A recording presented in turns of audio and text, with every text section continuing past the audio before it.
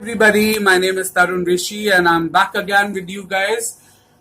Today I've chosen a very basic topic, tenses. The reason I've chosen this topic is the fact that a lot of people make grammatical errors because they do not know the right usage of the tenses. And second reason for choosing this generic topic is the fact that nowadays, because of the lockdown, all of us are working from home and kids also have their online classes going. So I thought this video might come in handy just in case your child probably has some queries or questions around tenses, because knowing a concept is one thing, but explaining it to somebody, particularly a child, is a different ball game. So let's get started. Before we start talking about tenses, let us quickly talk about verbs, because tenses are based on verbs. People make grammatical errors when it comes to tenses because the concept of verbs is not clear. I'll try and give you a quick review of verbs.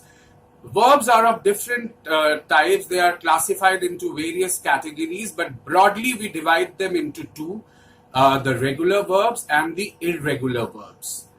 This is important to understand, because only when we know this is when we can actually ensure that we do not make any errors when it comes to the usage of tenses.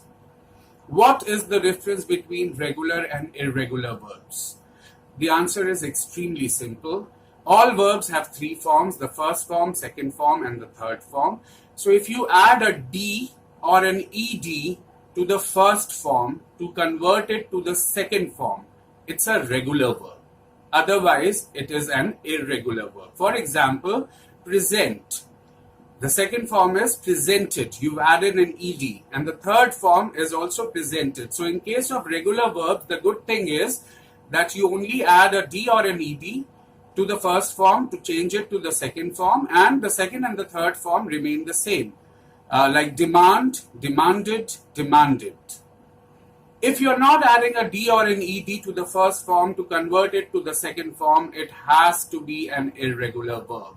Irregular verbs mostly can have three different forms, like sing, sang, sung, go, went, gone, eat, ate, eaten. Or sometimes the spelling may not undergo a change. It's only the pronunciation that may undergo a change, like read, read, read. And there are exceptions wherein there is no change at all. For example, cut, cut, cut, put, put, put. So always remember, regular verbs are those wherein you add a D or an ED to the first form to convert it to the second form. Otherwise, it is irregular. Thankfully, there are only 185 irregular verbs in English, out of which practically we use only 50 to 60. So if you know the third form and the second form of those 50 or 60 verbs, your English is sorted. Now let us come back to the basic topic, tenses. We have three different types of tenses. We have the present tense, we have the past tense, and we have the future tense. Now there are segregations. We have simple tense, we have continuous tense or the progressive tense. The next one is perfect, and the fourth one is perfect continuous or perfect progressive. I have a chart with me. Here, if you see, we have the present tense, the past tense, and the future tense. And on this side, we have the different categories like simple, continuous, perfect, and perfect continuous. Let us now start talking about the meaning and the usage of each tense, starting with simple present tense. Where is this tense used? Simple present tense is used in only three major places. If you use it anywhere else, you will be grammatically incorrect. So the first usage is when we talk about a habitual action. For example, the verb that I have chosen is eat. So when I say I eat pizzas, it means it's a habit. I usually eat pizzas. Or I sing. It doesn't mean I'm singing right now. It means I usually sing. So anything that defines a habitual action or a habit gets covered under this tense. Another indication is such sentences will always have words like seldom, always, because they depict the frequency. The second usage of simple present tense is for dramatic narrative. When you're narrating a story or a drama, for example, when the curtain rises, Juliet stands by the window. Now, that does not mean Juliet has no other work in life to do, and that every time a curtain would rise, she would only go and stand by the window. This is only to bring about that drama that we use this tense. Or it is used in commentary. For example, Sachin hits the ball for a 6. That is the way commentary is done. Another usage is news. The Prime Minister arrives at the Red Fort. That doesn't mean it's a habitual action. It is the way news is given. Apart from these, another usage of simple present tense is for universal statements or universal truths. The sun rises in the east. Now, if you're not using simple present tense in these cases, if you're using it anywhere else, you will be wrong. Second, present continuous tense. I am eating. This tense is used in particular places. One, it is used to depict an action which is currently happening. So when I say I'm eating, it means I'm eating right now. Second, it can be used for an action which is going on but may not be happening at that moment. For example, I'm not eating right now, but I can say I'm eating apples these days, which means nowadays I'm doing this. Or I'm reading a book these days. I may not be reading it right now, but then I'm in a process of reading the book. The third usage is for a future planned activity. For future, we usually use the future tense. We can say, I will go for a movie tonight, or I will be going for a movie tonight. Another way of saying the same sentence is with the usage of the present continuous tense, wherein if it is a planned activity, I can replace the future tense with present continuous and I can say, I'm going for a movie tonight because I've already planned it, or I'm going to the hills this summer. Now, this was about the do's. Now about the don'ts. Where should we not use the ing form? Because this is where most Indians make the mistake. First, ing form of any verb is not used with verbs of senses. To hear, to see, to feel, to touch, to smell. I can't use the ing form everywhere. For example, seeing has particular connotations wherein I can be seeing a doctor, a lawyer. So if I use it with the profession, I can use the ing form of the word see. Or seeing can also be used in terms of dating. Apart from this, I cannot use the word seeing. So I can't say I'm seeing the point. I can say I see the point. Second, smell. I smell a rat. I can't say I'm smelling a rat. Smelling a rat means you literally pick up the rat and you smell it. I'm sure you don't want to do that, would you? Third, hear. I can say I hear a lot of noise. I can't say I'm hearing noises.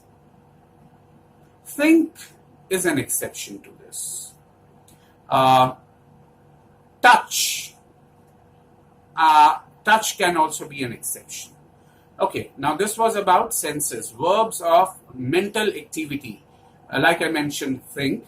Likewise, any verb which defines a mental activity, it cannot be used in the ing form. For example, I can say I know the way to the museum. I cannot say I'm knowing the way to the museum. Think is an exception here. I was thinking about you. This can be used in the ing form. Let's talk about the third tense, the perfect tense. Perfect tense, present perfect particularly, is an action that started in the past. So this is a misnomer. Present perfect, the reason we call it present perfect is that it has recently ended or ended just now. But this is an activity which started in the past, continued for some time, and has recently ended or ended just now. I have eaten. So let's say you come up to me and you offer me something to eat. So I can say, thank you, I have eaten.